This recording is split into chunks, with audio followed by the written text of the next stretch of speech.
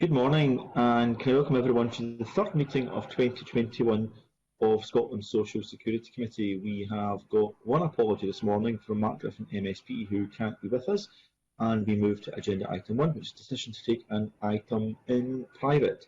The committee is asked to agree that item 4, consideration of evidence heard today, is taken in private. I will assume everyone's content with that unless they indicate otherwise.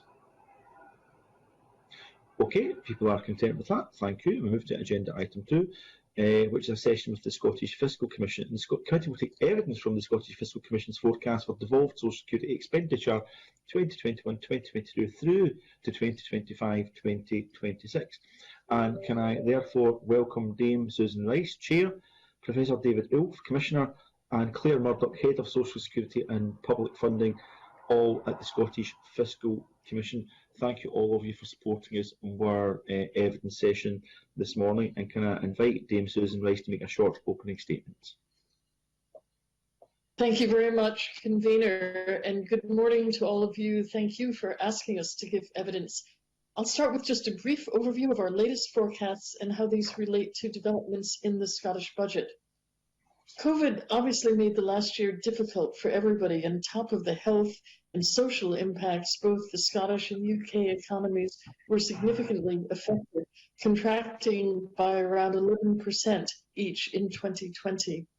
We forecast that in the coming year, it will continue to be tough. We expect the economy to shrink again this quarter because of the current lockdown before beginning to grow over the remainder of the year. We also expect COVID to affect the economy for a long time.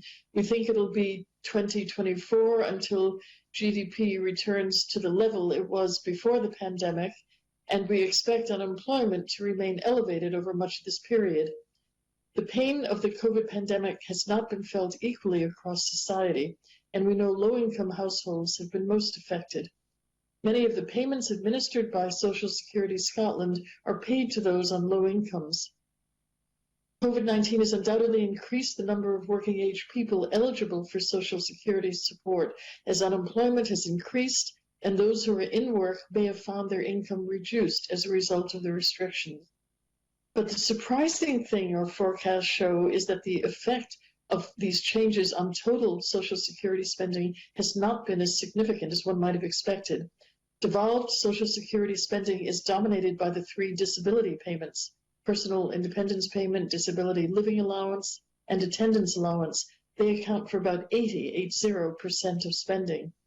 Any variations in these forecasts can have potentially large consequences in cash terms. However, what we've seen in the past year is fairly small changes in these forecasts and fairly small changes in the funding received from the UK government.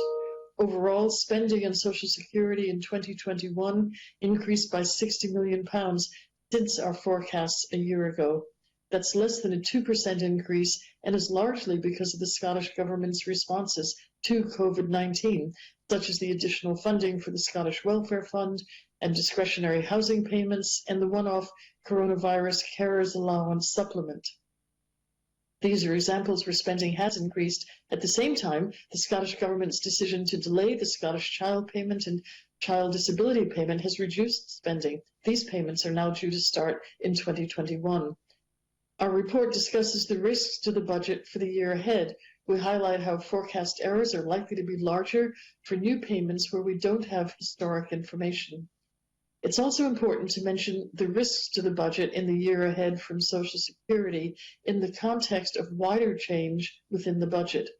For the past 2 years, we've said that the devolution of taxes and Social Security would make managing the Scottish budget more difficult, but we're clear that in 2021 and 21-22, the budget management challenge is different.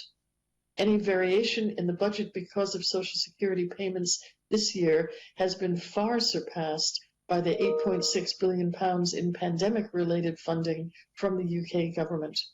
You may remember that we met a year ago to discuss our forecasts, and hasn't the world changed dramatically since then? However, there's at least one thing I said last year which is even more valid now, so I think I'll say it again. Regular monitoring of the budget over the course of the year is increasingly important now. Indeed, it's essential. For this reason, our forecasts and our commentary focus as much on 2021 as on the coming year's budget, and will continue to monitor the budget in this way as we go ahead. Now, my colleagues and I are really happy to answer any questions the committee may have. So over to you. Thank you very much, Dame Susan. That was very helpful, and I might just start off because there seems to be having a significant investment from both the Scottish and UK government in relation to support for COVID. But I suppose when you strip away those large meaty costs for disability benefits from the social security spend, as you say, Dame Susan, it would appear that it's roughly about a £40 million additional investment for the Scottish Government to tackle those in need in relation to COVID, which might, 40 million is not to be sniffed at, but in relation to the global spend for social security, it may seem a modest amount. Do you think there's any flexibilities in the Scottish budget going forward to, as assigned to social security, to do any more direct support in relation to COVID? So that's an interesting question, and obviously that's one ultimately for the government to decide. As we know, the government has to have a balanced budget, and so if it spends more in one area, it needs to spend less in the other. However, as we look ahead to the coming financial year, there is built into the budget additional COVID funding that the UK government had already announced, and I believe in the budget the Scottish Government has included 500 million or £500 million. I think there is still more beyond that number that they could turn to if needed. But what they would use that money for specifically is really their decision and not our guidance. I would turn to either of my colleagues if they'd like to add something to that response.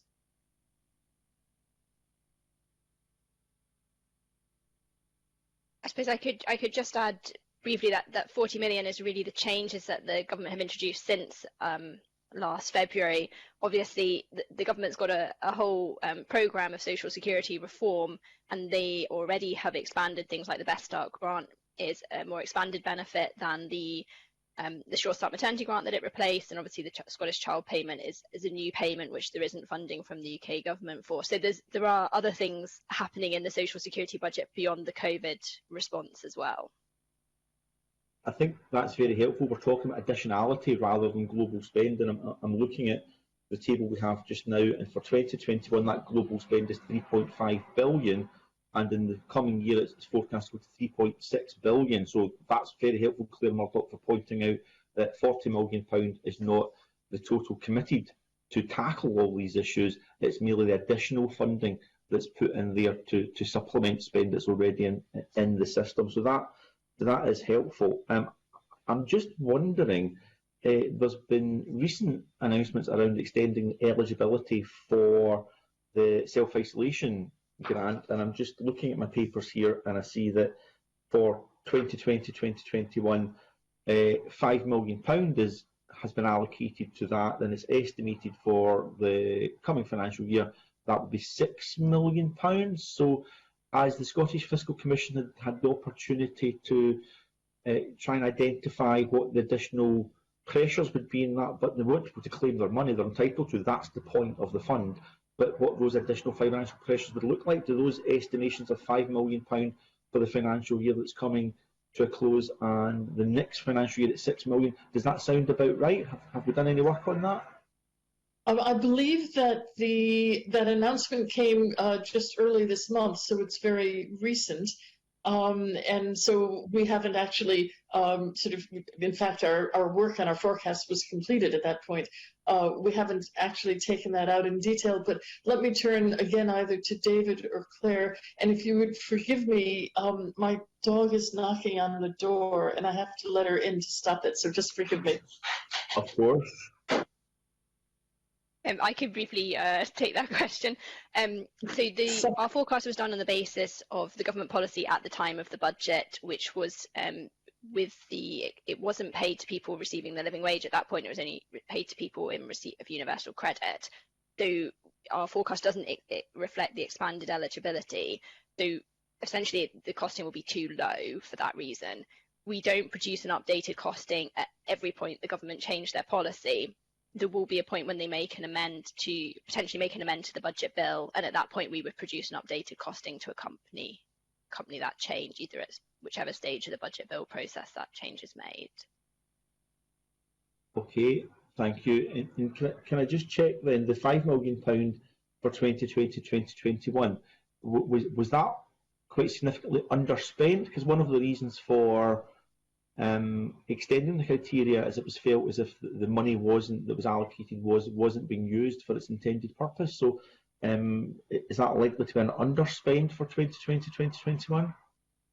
So we based that forecast based on the information we had on the spending in October, November. We then made assumptions about how it would, given the scheme as it was at that point in time, how spending would look like in December and January and so on.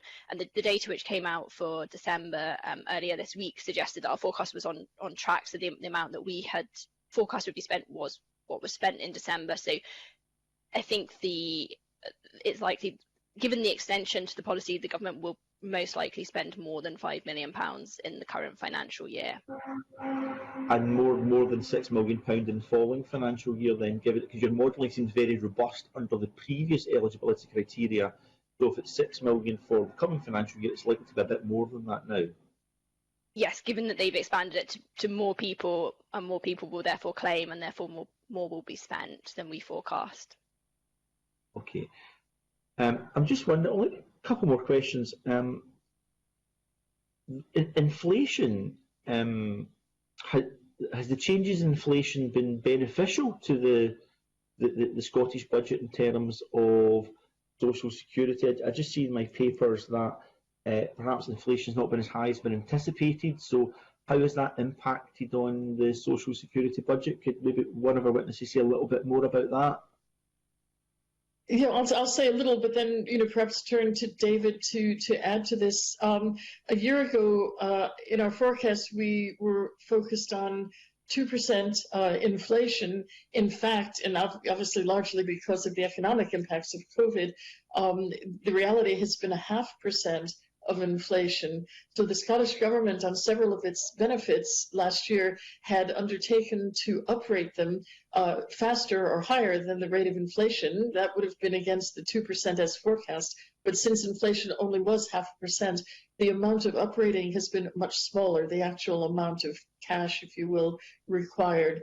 And so there has been an impact in that regard, but it's still possible they have still uprated. So it isn't that they have not done that, it's just against a lower base because inflation has been lower.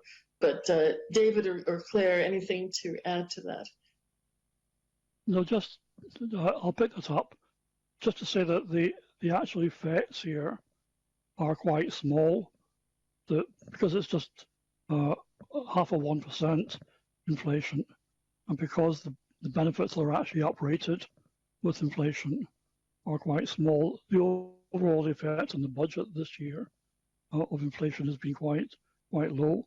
The fact that some benefits were uprated by more than inflation, we calculated would add about just £200,000 to the overall budget, and that was below our materiality threshold, so we didn't include that in our figures there. Just also to note that the government chose not to uprate Scottish Child Payment in April 2021, but will uprate it in 22-23. Okay, thank you for that, Professor Ulf. That's helpful. As a final question, I'm just trying to get the kind of broad trajectory of social security spend over the next few years, and I can see that obviously the big jump has been around now, actually, right recently, because of the disability payments coming on, if you like, the Scottish balance sheet now, and the Scottish Government's paying for that, still by agency agreement by and large, although the child disability assistance will be coming online quite soon. I'm just wondering if in broad terms you can advise whether or not, I'm looking here just now and I'm seeing that there's a 3.5 billion estimated spend for 2020-2021, and that gets to about 4.2 billion by 2025-2026. Is that largely explained by the growth in disability payments, adult disability payments, when they are directly administered and by the Scottish social security system, the Scottish Government, or are there other things? It's a relatively modest increase. I'm just wondering if you can say a little bit more about your thoughts on the impact of the Scottish budget when adult disability payments are administered by Social Security Scotland. I'll just give a general response and again turn to one of my colleagues. What we've found with the benefits already devolved to Scotland is that where the Scottish Government or Social Security Scotland change the eligibility or perhaps expand the eligibility criteria or make the application process a little easier, a little more user-friendly perhaps, that there are more potential recipients who come into the pool and who actually make it through the pool. So that's one reason. Another is the length of time that when someone is approved for a benefit, if they're approved for 12 months before a review or 18 months, if it's a longer period of time, they will stay in that pool, and that will also tend to increase the number over time. But just two examples. Again, David, any thoughts, or Claire? I've actually add a few things to that. As Susan said, our experience of costing child disability payment suggests that there will be some increases in costs as PIP spending comes across to adult disability payments. And the problem is that because PIP itself is so large, even small changes can have quite big impacts on the budget. But we haven't actually included a costing for adult disability yet in our forecasts. Oops, sorry. Exactly. If I could just add, if I could just add slightly specifically in terms of what's driving the increase. So between the current financial year and the end of the forecast horizon, part of the increase each year is obviously due to uprating. So that's the increase in inflation, increase in the payments due to inflation. The other thing which is driving it is new payments. So we have the new Scottish Child Payment. So that we've included the expansion in that, which happens later, as well as the introduction this year. And as David said, we haven't included the change to adult disability payment and such like. So there are other changes which will come as the new Scottish benefits are introduced, and costings for those are not yet included in our forecast. So I suppose what David and Susan are both saying there is we think that adult disability payment will be a greater level of spending than PIP, and that's not reflected in our forecast. That is essentially a risk that the government will have to meet from its budget in future years. Okay, thank you. That's been helpful. We'll maybe move to some other lines of questioning now, and we'll move to my colleague Jeremy Balfour. Good morning, and good morning, Convener and Committee. I wonder if I can move on just briefly to a couple of questions at this stage in regard to the new child payment, which obviously comes in at the end of this year. Couple of questions in regard to that. Assumption made that the average awards will be higher compared to what is at the moment. And I'm just trying to work out why that would be the case on the presumption that the criteria for an award is the same. I wonder if you can just give me a wee bit more information on that. I'll turn to either colleague. I don't want to be saying too much here. Claire, do you want to come in? Yes, I can come in here. So essentially, we don't know exactly what the new system, how it will work. All we know is that how the old DWP system has been working, and what we have seen in the past is higher average award payments than we currently see. We know that when Social Security Scotland begin to administer this benefit, they plan to administer it in a different way to how DWP have done that. They plan to use more informal evidence rather than formal evidence, and they plan a sort of more supportive route for applicants to make sure they're taking account of all available information. So although we don't know exactly what effect this will have, and this is highly judgmental, we think that this could potentially increase average awards just because more information is taken account of, so they might make more payments, which make, say, a care award as well as a mobility award. So it's judgmental, but we think there's the potential that this will increase spending, so therefore we've included it in our forecast. Okay, thank you, Claire. Can I also check, the big change is that the child benefit will go from 18 rather than to 16. So that 2-year difference, does that have a financial impact on the Scottish budget, but it has to come out of the Scottish budget rather than out of the DWP, or is there some agreement in place that covers that change? I can see that Professor Ulf also wants to come in, so Claire, I'll take you just now and then we'll get Professor Ulf after that. Thank you. So we think there will be a small additional cost to the Scottish budget because essentially young people who stay on DLA, not everybody when they move on to PIP would necessarily be successful, so there may be a small additional cost. At the same time, the additional spending that is on child DLA at the moment, or will be on the child disability payment, is largely offset by a reduction in personal independence payment. So although it can look like quite a big shift in the child DLA or PIP forecast numbers, it's largely offset, although there is a small additional cost which would need to be met from the Scottish budget. I can pass over to David now. Okay, I just want to go back a little bit to the answer to the previous bit of the question. I think average payments awards will go up. Is that we think all these additional supports that people will have in claiming the benefit and the additional range of evidence on which they can call in making their claims, that's likely to be beneficial more people with complex needs, and therefore people who are more likely to be claiming the higher awards. So that's why we think that on average the awards will go up as we introduce child disability payment. Okay, thank you, Professor. I think that's a really interesting question, and it will be interesting to see how that develops over the next couple of years. And my final question, Karina, is just in regard to, obviously there's been a delay, and the intention is to start in the autumn of this year. But again, I know there's an ongoing effect for the 25-26 budget, which again, I was just wondering, can someone explain to me why does a delay in the start date have an effect on a budget which is 2 or 3 years away? A lack of economics is shown here. David, do you want to pick that up? Yeah, I'm happy to pick that one up. The reason is simply this, that because the introduction has been delayed by 15 months, then compared to our previous forecast, given that people will be getting a higher award on average, that means there'll be a whole cohort of children coming through the system who've effectively lost out on 15 months of this higher average award. And that effect will continue for quite a long time in the forecasts until those people move off into adult disability.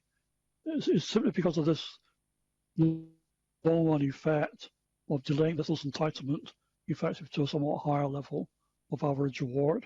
That's what's causing this effect. Thank you. I have no further questions at this stage, Convener. Thank you.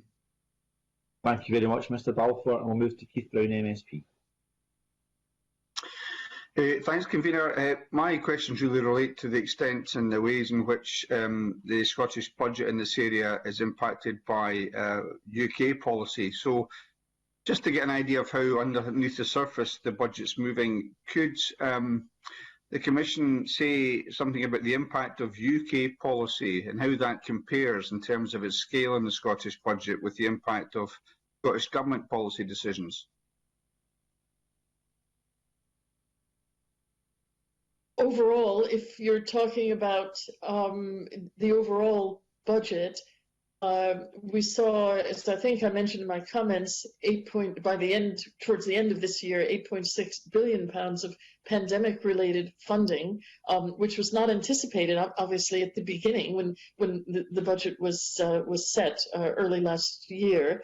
And it's led to about a 20% increase, I think, in parts of the budget. That's a huge difference compared to almost any other elements of the budget that normally comprise the Scottish budget. So, Keith, I don't know if that's the question you're asking, but that pandemic-related funding has made a tremendous difference to the amount available for use this year. Yeah, I suppose David, it's really sorry, on you go. I think Professor Ilk wants to come in and make some additional comments before you come back in, Keith. Yep. Okay. Two additional points. In terms of UK policy, there were most of the effects come through PIP. So there was an increased minimum award length. That wasn't specifically due to COVID. That was something we hadn't forecast before, but we included in our forecast now. Something which was COVID related was the suspended face-to-face interviews. And the evidence we've got from that is that tends to make monthly payments a bit more variable than they otherwise would have been before. But we don't see an overall impact on the average award yet there. However, these policies also apply in England and Wales. They will be to a large extent offset by the block grant adjustments.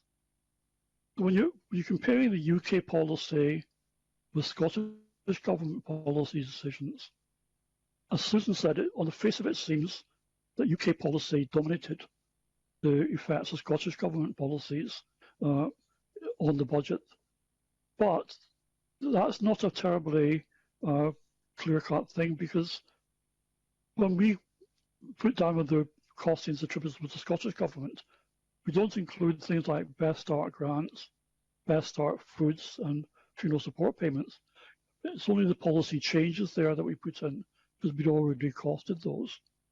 Similarly, we only look at changes in our forecast for child disability payment and Scottish child payment. So because all those things have been included before, it's only the changes that we're looking at there. So you're not quite comparing like with like. And also going back to the previous answer, we still haven't yet costed adult disability payment. So when we start costing that, the effect on the Scottish decisions on the Scottish budget will start to look a bit higher. Just one final aspect of the comparison between Scotland and the UK decisions is, in our forecast, we've assumed that the £20 uplift to universal credit comes to an end in March. And if it was decided to extend that, that would have an impact going forward on uptake and eligibility for some of the Scottish benefits. Thanks very much. It was a kind of non-COVID points, Dame Susan, that the professors highlighted. I was really quite interested in, and that's very helpful. Just one other point to say that paragraph 1.8 of your report, you mentioned the uncertainty that surrounds the Scottish Government's ability to fix its budget, given what's happening in the UK. You said there's only 2 months remaining of the financial year. The Scottish Government has a difficult task meeting the balanced budget requirement for 2021. And obviously that uncertainty feeds through to next year's budget. I just wondered, it seems to me a bit like trying to nail water to the wall, but the relative uncertainty and the different things the Scottish Government's having to juggle to try and fix its budget, can you compare how that fits with the social security side of things? Is that more easy to fix? Is there more certainties to that? Should we have a bit of comfort in this committee that there should be less volatility or uncertainty or guesswork involved in the social security budget?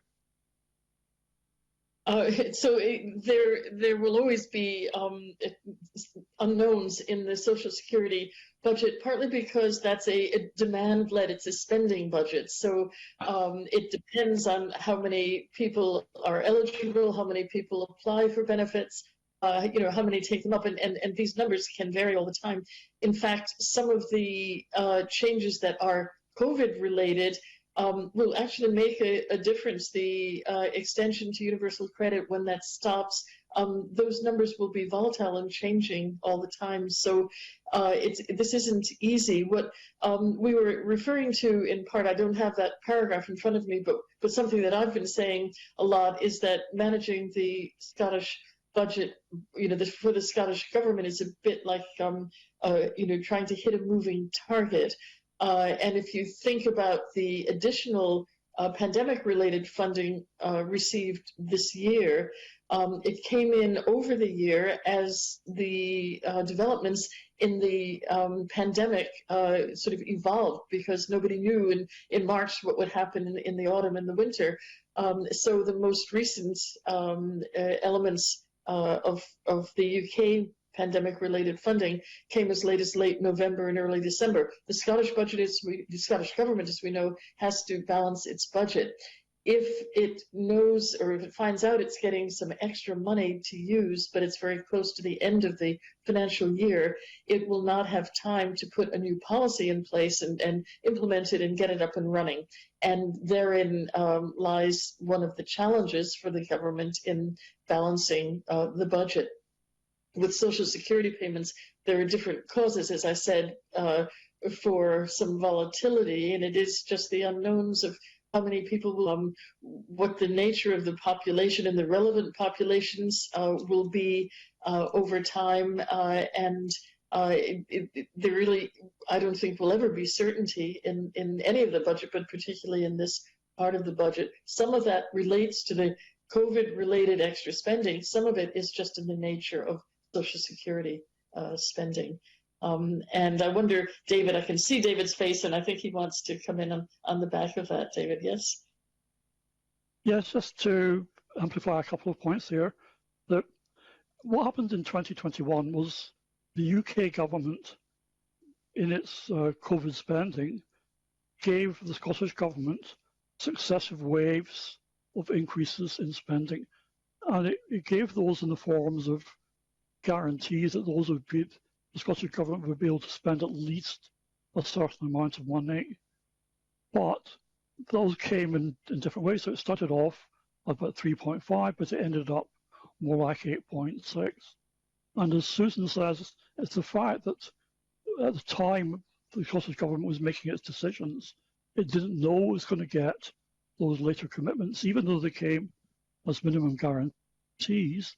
That's what made the budgeting quite difficult.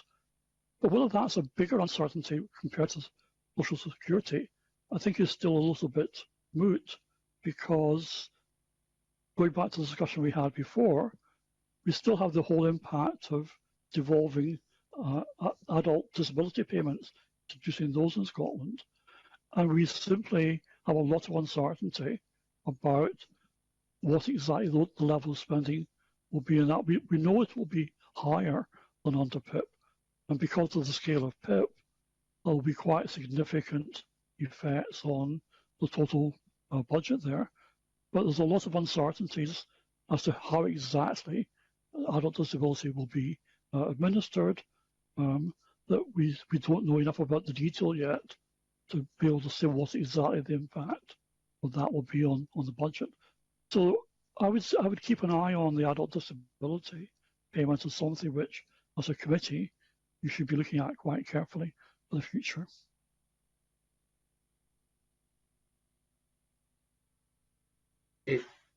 Thanks very much for that. Just to say, my takeaway from that is that the uncertainties in the Social Security budget are intrinsic to demand level budgets per se, and less so about the general uncertainty. Just to worry that if there was to be a further announcement from the UK government, which is quite possible because their budget's further away than ours is, then the ability of the Scottish government to disperse that in an organised way according to an agreed policy is pretty limited, and we could end up having to hand that money back. I assume that's a danger. Maybe Claire could answer that. Yes, well, I think if there are changes to in the UK budget in March, there obviously isn't much time for the Scottish Government to manage it in year. One of the things which has happened this year and the Scottish Government can do is they can put any extra funding they get can go into the Scotland Reserve. So up to £700 million can be placed in the Scotland Reserve. So that's one sort of good thing they can do with it. The triggering of a Scotland-specific economic shock this year, which is really sort of a technical consequence of the timing of ours and the OBR forecasts, has given the Scottish Government additional flexibilities, which mean they can actually draw down all of that £700 million next year should they wish, whereas ordinarily they would have been restricted to only being able to draw down £250 million for resource. So there's a little bit of extra flexibility there.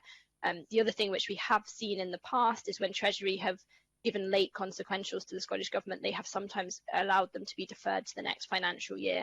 So one would hope that in this case, Treasury, if the UK budget provides very late additional funding in this financial year, would find a way to give that money to the Scottish Government somehow, rather than, as you say, losing it, which no one would want. Thank you. Okay, thank you. We'll move to Shona Robertson, MSP now. Thank you very much and good morning. I just wanted to pick up on a couple of areas that Keith Brown has been exploring, but first I just wanted clarity. David said something earlier on about the lack of face-to-face interviews making monthly payments more variable, and I just wanted, David, if you could say just a little bit more about why that would be. I don't think we yet have a complete answer to that. I think you can see that on the level of an individual, having no face-to-face interviews could make the whole way in which, say, reassessment of entitlement to benefits could go in a somewhat different way in the case where there's a face-to-face interview. It could be that in the absence of you, the staff member making the assessment feels more inclined to allow the award to continue. But equally, it could be the case that in the absence of face-to-face pressure, the person decides no, they'll simply disallow the award because there isn't that face-to-face contact inside a room. And we simply don't know exactly why that increased volatility is there.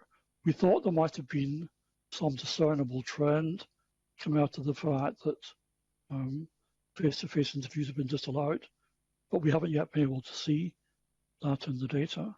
All we just see is somewhat more variable monthly spend. So we don't have a complete account of this at the moment, but maybe as our experience builds up, we'll be able to disentangle the effects of disallowing face-to-face interviews or abandoning face-to-face interviews. Interesting. It was something that would be of interest, certainly to me and hopefully the committee, if further information arises from that going forward.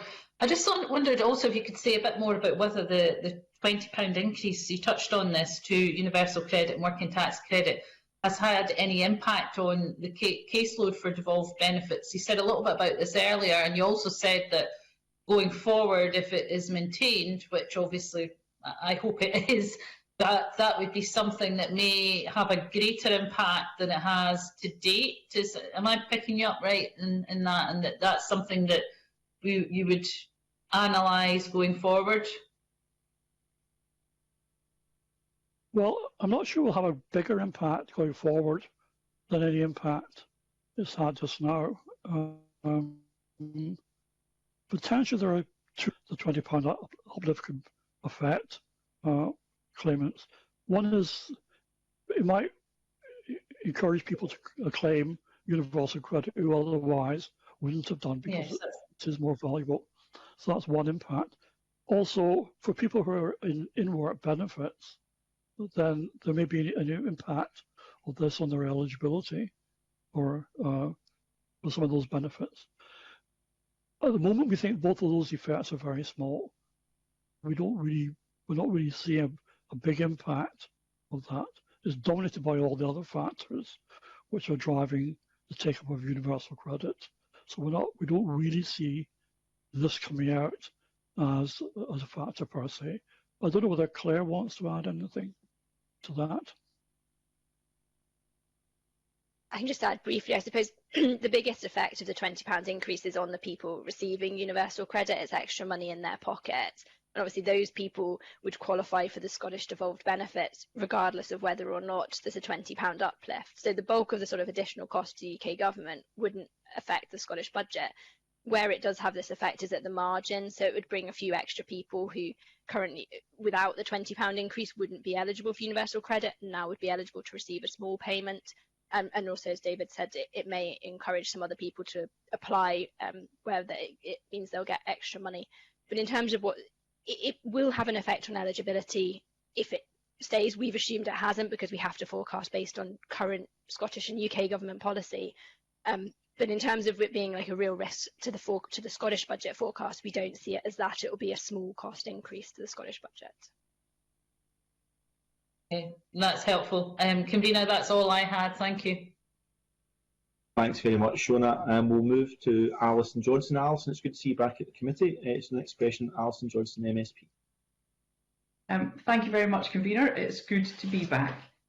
Can I just ask why it might be the case that the increase in universal credit claims hasn't seen a similar level of increase in passported benefits, like Sure Start Foods, for example, Best Start Foods, I should say?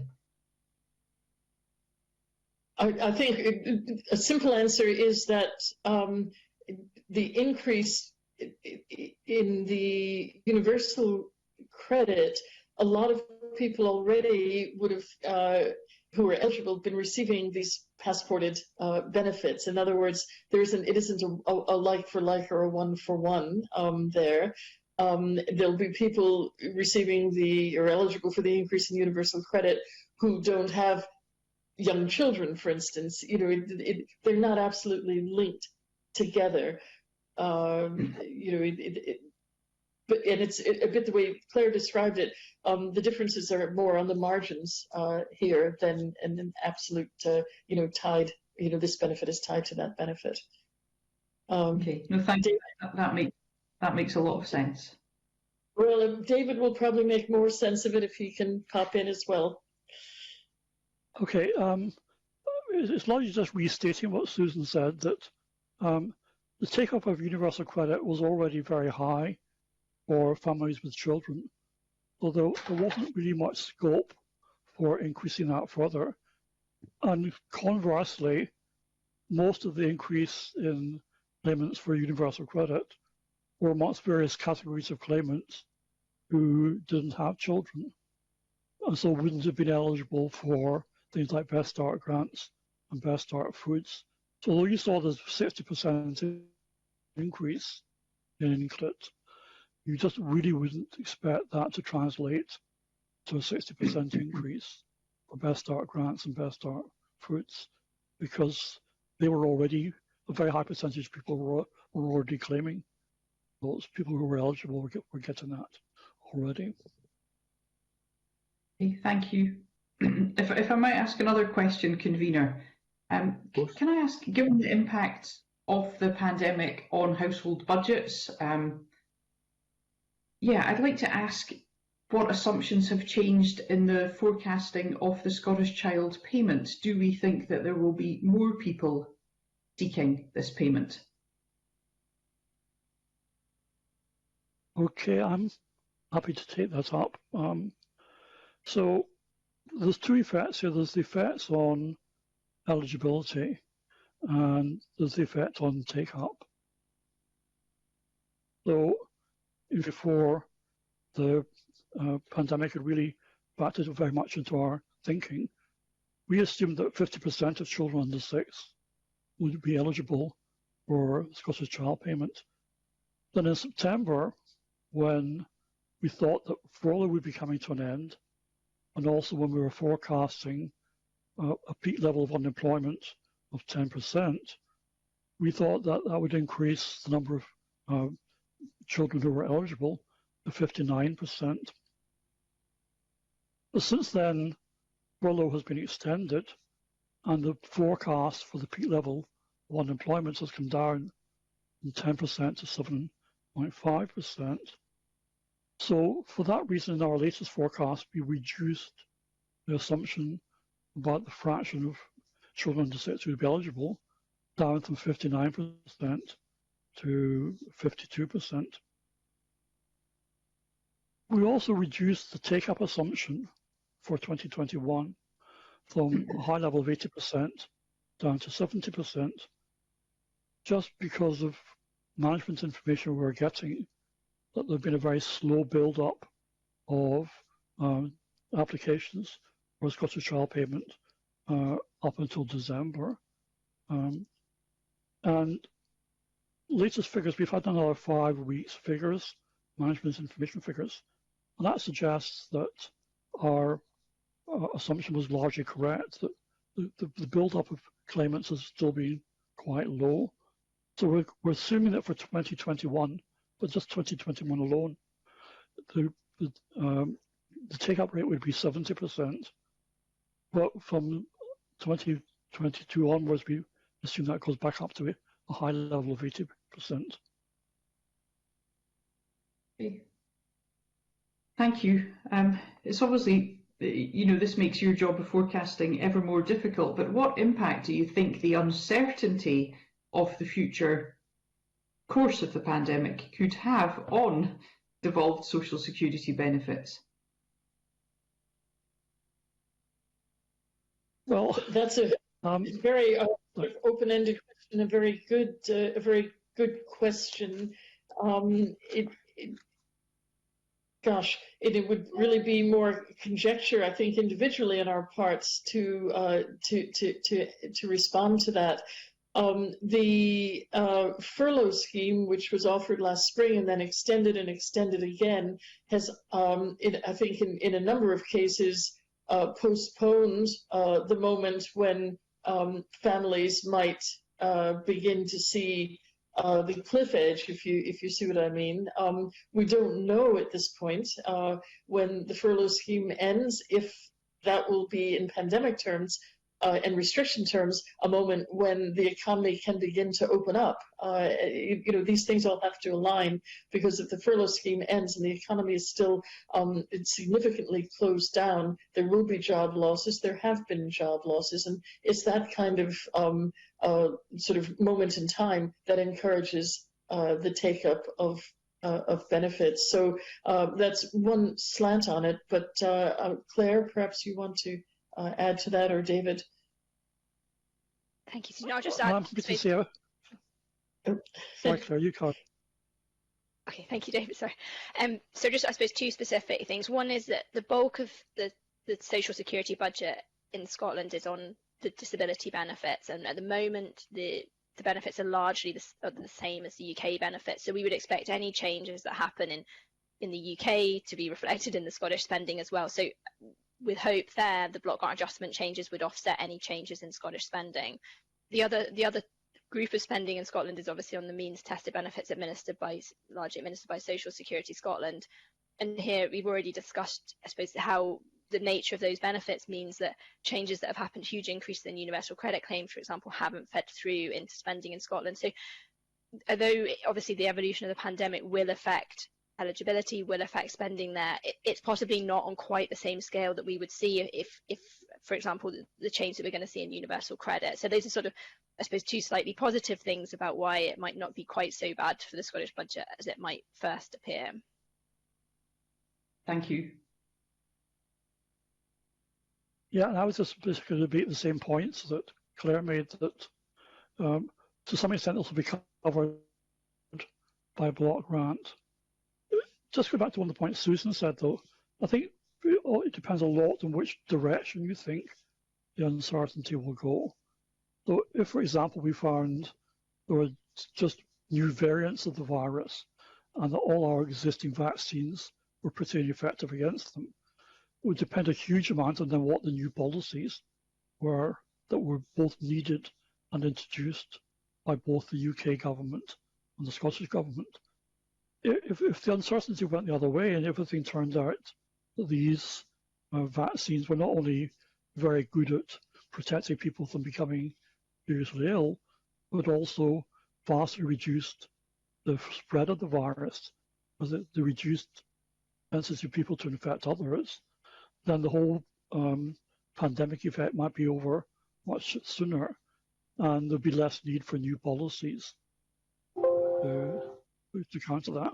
So I think the effects depend very much and which way the uncertainty goes, whether things are getting worse or getting better. Thank you all very much. Thank you, Convener. Thanks, Alison. Pauline McNeill. Morning. David, I just wanted to ask you to clarify. I think somebody said to Keith Brown, you said that there was a lot of uncertainties over the adult disability payment in terms of how it will be administered. Did you mean that, given we've got a new social security system that will have different methods, so there might be more automatic payments, more face-to-face, and all the things that we built into the Social Security Act about dignity and respect? Is that what you meant by how it will be administered or not? Yes, it was that. It goes back to our experience with child disability payment. As Claire said before, we find it quite hard to estimate the magnitude of the increase in average rewards that were brought about by two features of that system. One was the fact that people had case managers who would support them in applying, and the other was the fact there'd be a wider range of evidence that people could call on. Although we thought that would raise the average reward, we found it hard to find a figure for what percentage increase that would be. So we had to look back over 10 years of data for child disability living allowance, and that gave us a figure of 10%, where previous awards had an average 10% high. So that kind of uncertainty will carry forward. That as you administer this in a somewhat more benign fashion, then that will increase average awards. It will make more people want to take up the benefit. There's also two factors around adult disability benefit that don't apply so much with child disability. And that one of those is the definition of terminal illness. That what we know is likely to change. We're still thinking through what precisely that will be and what the implications will be. But that will have a bigger impact for adult disability payments than it will have on child disability payments. So there are more factors that are uncertain in regard to adult disability payments than in regard to child disability payments. Thank you very much. That is really helpful. Thank you. My last question, was just clarification, really. So you said that long-term health effects, which may increase demand for benefits related to ill health and disability. So obviously, we're getting to know that the impact of COVID on many people, or some people, is they've got long-lasting effects. We're calling it long COVID, for example. So there's going to be more ill health. But you've said that your forecast assumptions, it seems that you've taken that into account when you've given your forecast. I just wanted to confirm that with you. Thank you. Yes, I'm happy to answer that question. Yes, there's two aspects of how health impacts of COVID are featured in our forecast. One is that we've, in our modelling of the economy, do some modelling of what's happening to population. So we've made some modelling changes there to take account of the impact on, for example, excess deaths in the population and how that might feed through to have impacts on funeral support payments and attendance allowance. So that just comes off our modelling about population. Now we're not epidemiologists, so we're not complete experts in this area, but we have relied on what we read in the literature about what people are saying about the potential effects of that. For PIP, it was mostly just a matter of judgment. We realized that things like COVID would have two sorts of effects. One would be the long COVID effects to which you referred, but also there is some evidence that the effects of lockdown having potential impacts on mental health, and that's also going to have an impact on people claiming disability benefits in the future. Now, again, we're not experts in this area, but we thought it was wrong not to make any adjustments to our forecast, take some account of that. But it was, I'm afraid, largely a matter of judgment on our part as to how we included that. I don't know if Claire wants to add anything to that. Let's just add the specific number. So we can be fairly confident that the additional cost to the personal independence payment would not be zero. There will be some costs from both long COVID and also recession and lockdown driven ill health effects. So we know it's not zero. We have to make an assumption about what we're going to add. We've made a comparable assumption to the OBR here. So we've assumed up to £70 million each financial year in additional costs onto the personal independence payment. Now that's comparable to what the OBR are assuming for England and Wales. So therefore the additional costs of that would be matched by funding in the block grant adjustment. That's brilliant. Thank you very much. Thanks, Pauline, and we'll go to Tom Arthur, MSP now. Thank you, Convener, and good morning. Much of the territory I wanted to explore, I think, has already been covered, but I do have one question around the block grant adjustment, and it's just to get a sense of what is the variation, if there is any variation in risk across the UK, and how does that impact upon risk specifically for Scotland going forward?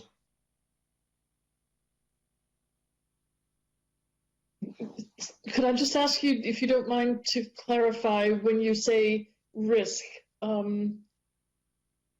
the risk that there would be variation in greater demand in Scotland as opposed to other parts of the UK, and how that would impact upon block grant adjustment in terms of the way it's set up under the fiscal framework. My understanding is that if there's a broadly similar level of demand between Scotland and the rest of the UK, then the risk to the Scottish budget is minimal. However, if there is increased demand in Scotland, and that's obviously a separate issue to bespoke Scotland-only entitlements or benefits, but if there is an increase in demand in Scotland, then that could create a risk and expose the Scottish budget to additional pressure. So it was just to get an understanding of what risk, if there is any risk of that happening in the short term, is perhaps what risk in the long term. I hope that clarifies my point. That's extremely helpful. I'm going to go straight to Claire, who, from the very beginning of this world of devolved taxes and benefits, has been highly articulate in this space. So, Claire, could you answer that question, please? Hopefully, I can live up to that expectation level, Susan. So, essentially, at the moment, it looks like the block grant adjustments are broadly similar to the change in the Scottish benefits. For the current financial year, the block grant adjustments have only actually moved by £1 million, which is a very small level, and we wouldn't necessarily guarantee that would be the case in the future. I think it's fair to say at the moment, these are quite big numbers. So changes in both our forecast and the OBR forecast, particularly around personal independence payment, it's not inconceivable that you could have movements towards the end of the forecast horizon by up to sort of £100 million up or down. And those are not differences that we would necessarily say are significant or would signify that Scotland's in a different position to the rest of the UK. I think at the moment, whilst the benefits are administered by DWP, we think that broadly changes that happen in England and Wales would be similar to what would happen in Scotland whilst they're administered in a similar way. And we do have broadly similar populations, so obviously there's differences slightly in ill health and also in the age of the population. I think the real risk to the Scottish budget starts to come the more that you have a different system in Scotland. It may be that therefore if you've got slightly different qualifying criteria, a different portion of your population which is eligible, that means that in the future any changes which happen might have a disproportionate effect in Scotland relative to the rest of the UK. So it's really as the changes are made to new Scottish benefits, the potential for deviation increases and therefore the risk to the Scottish budget increases. And that's, I suppose, one of the slight challenges when you're looking at our forecasts compared to the block grant adjustments over this 5-year horizon, because we're not yet able to forecast the new changes the Scottish Government wants to introduce through adult disability payment, but also through things like attendance allowance, industrial injuries, and even carers allowance. Thank you, Claire. That's very helpful. Tom, I think Professor Ilf wants to come in as well, just to give him the opportunity in your supplementary. Okay, just to say a couple of points in support of what Claire said, that in our forecast, we're saying that for 2021, spending will be higher than block grants, but only by about 1%. The difference is about 1%. Over the short to medium term, as Claire says, most benefits will continue to be administered by DWP, and our expectation is that for the ones we've currently got, the block grants will largely cancel out any increases in spending in Scotland. But we are forecasting that by the end of the horizon, block grants will actually be slightly larger than forecast spending by about the order of magnitude of 3.5%. But as Claire says, the real issue is Scotland starts to develop different policies around things like adult disability payments. And the impact of that, or the extent of risk to which that exposes the budget, depends on just how much British policy differs from that in the UK, and how big is the spend. And the big area here, I think, is around adult disability payments. That's the one I think to keep an eye on for the future, because that's both a large spending at the moment, and also one where we think the Scottish Government is likely to have significantly different policy on that being administered in the rest of the UK. So that's the one to watch. Thank you very much, Professor. If I can pick up specifically on that point, and apologies for speaking over you, I hadn't seen you there on the chat bar.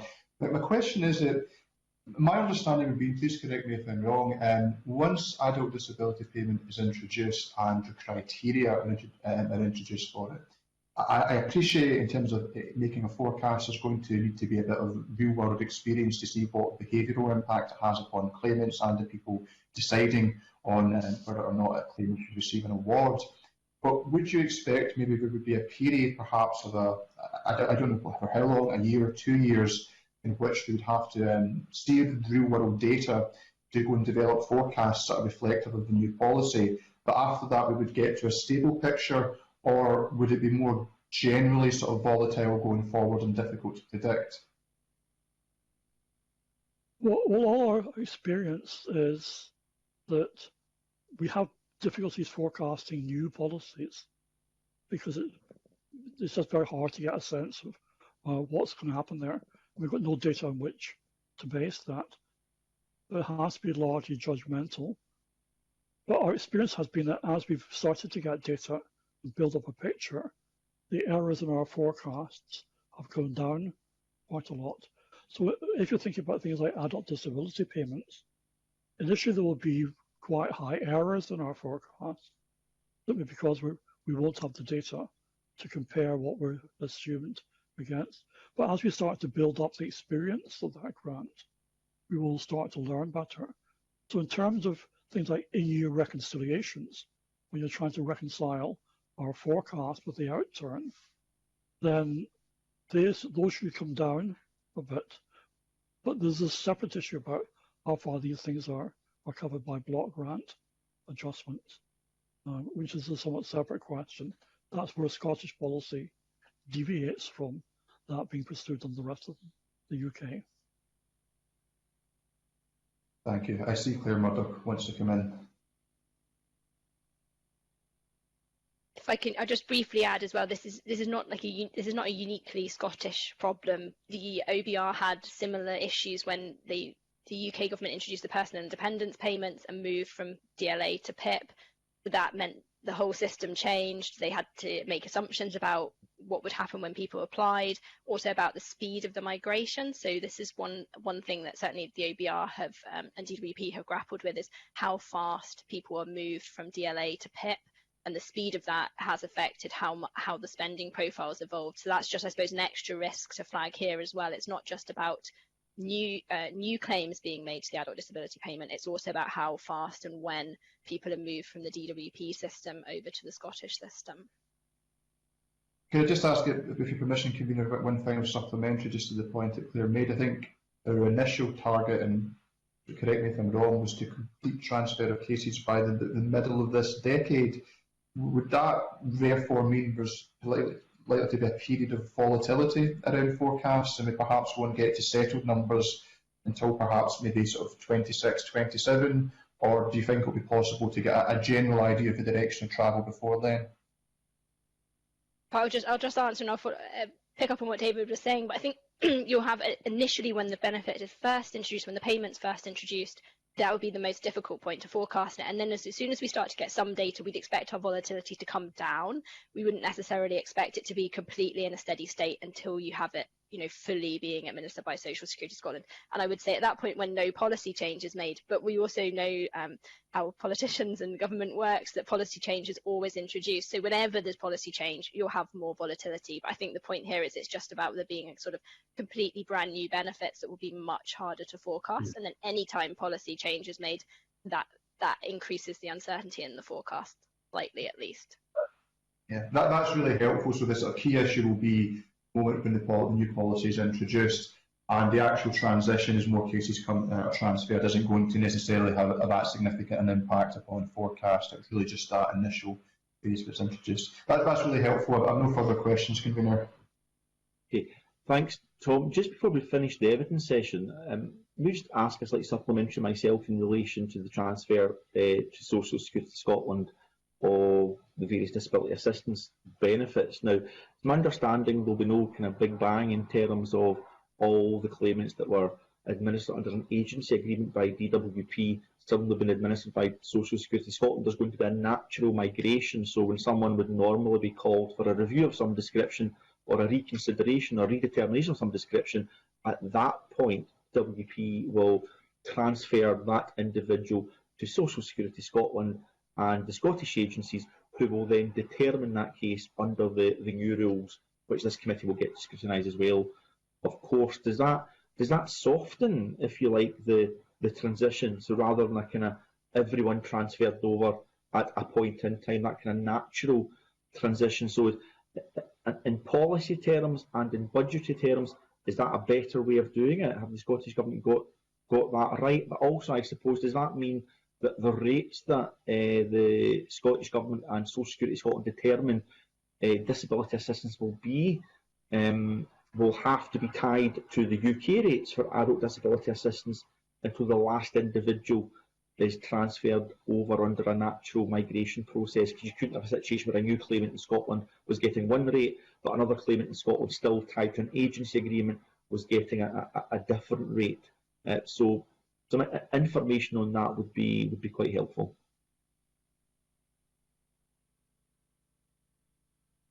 Claire or David, with some detail, perhaps? I can try and give a first answer. So in answer to the first question about the way people move, so it will have some effect on our forecast how fast people are moved, because effectively it depends how fast the review points are happening. So that's one of the things which David was talking about in the personal independence payment, where the UK government have extended the average award length. That's then had an effect on our forecast, and obviously changes in terms of average award length would affect when people are up for a review, and therefore when they would move on to a Scottish payment. I think the exact way that this will work is obviously to be determined by the Scottish Government in collaboration with DWP, but we need to effectively know what's happening and how best to forecast that.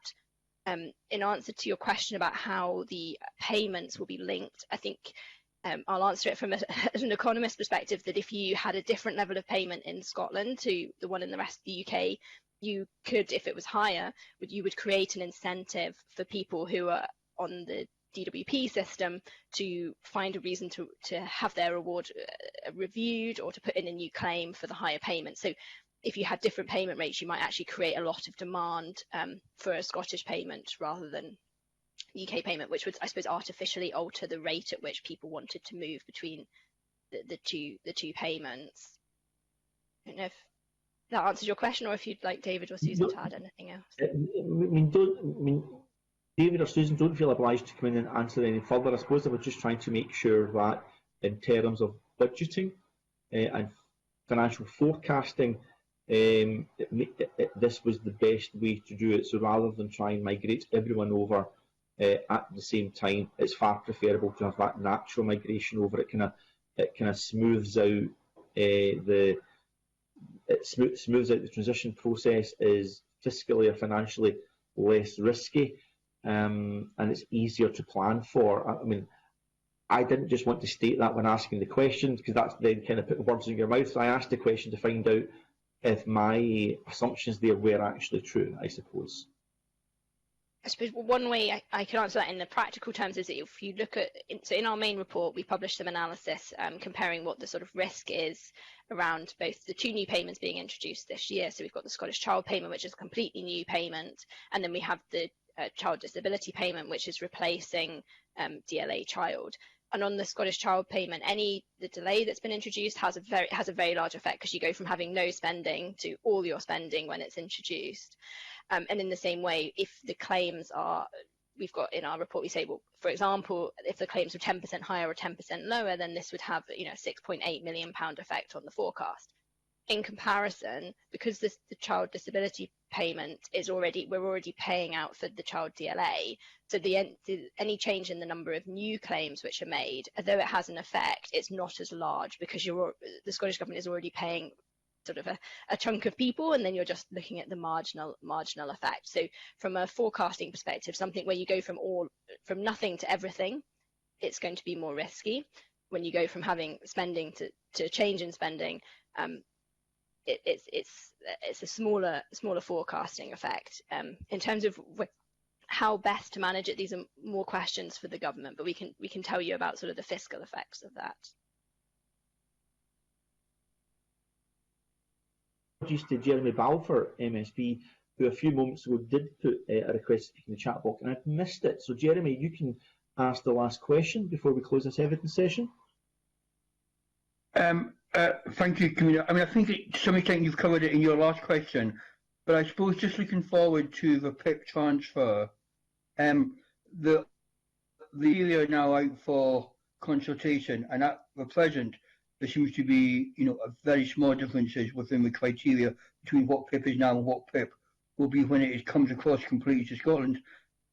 In regard to forecasting, if the regulations are fairly identical, and you've seen the differential between what happened with the new child DLA, will that make it easier for you to then forecast going forward in regard to the PIP if the regulations are pretty well the same?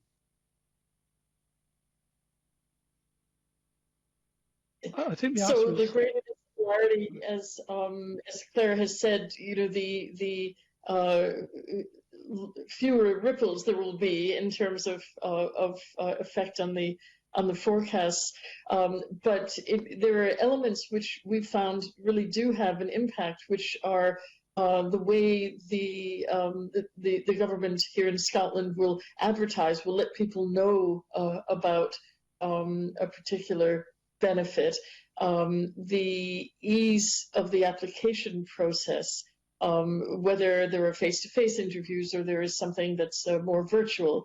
There are a number of factors that help to ease people in, whether it's the first time they come onto a benefit or it's a benefit that's transferred. So it's a little bit more textured in that context than simply saying if it's pretty much the same benefit, there won't be that much difference. It's the way it's administered, and it's the way the doors open and potential recipients are made welcome into the process that will potentially speed things up, bring more people in, help more of them to qualify, depending on which benefit it is. Thank you, Camilla. Okay, thank you, Jeremy, and thank you to our witnesses. Very helpful this morning. I appreciate you taking the time. I know this is not the only meeting you have this morning, so we appreciate the demands on your time.